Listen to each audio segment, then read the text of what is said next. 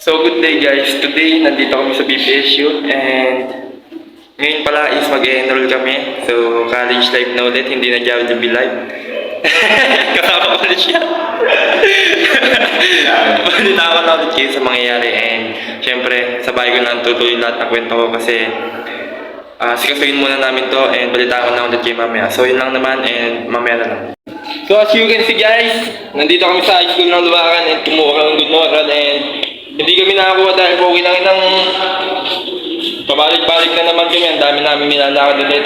So babalik kami sa bahay niya at pupunta ako sa computer shop para kunin yung 2x2 na picture.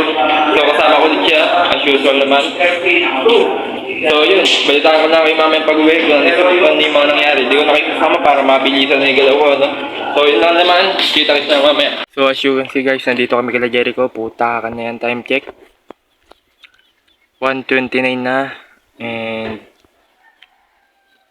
ang dami nangyari. Nakakaiyak na ako.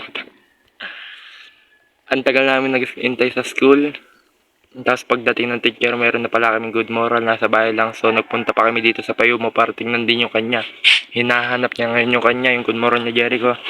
So pagkatapos nun, dadaan pa kami computer shop para magpa-print pa siya. Tapos na, dediretso na kami BPSU. And then pagtapos namin sa BPSU, tignan natin kung may enroll pa kami. And sa bahay ko na kayo babalitaan. So binalitaan ko lang kasi kaya kayo. Dahil pumunta pa kami dito and hinihintay ko siya. So pag uwi, makakapag-enroll ba? O hindi? So yun lang. Mamaya na lang. So yun na nga guys. Ito yung continuation ng pag-enroll sa BPSU and kahapon hindi ko na nagawa kasi sobrang na-busy pag-uwi and pagod din. So may inasikaso pa kasi ako kahapon na requirements, kailangan Lunes lang makapagpasa na kami para makapag-enroll na and makapag-exam. So yung nasikaso muna yun kaya hindi ako napag-video kahapon. And ngayon, time check 12:46 na and ayun, ayun lang yung nangyari kahapon. Nag-enroll kami, ang daming pinapuntahan, ang daming pinaulit-ulit. So hindi nagpunta yung mama ni Jericho, baka hindi na kami na-enroll.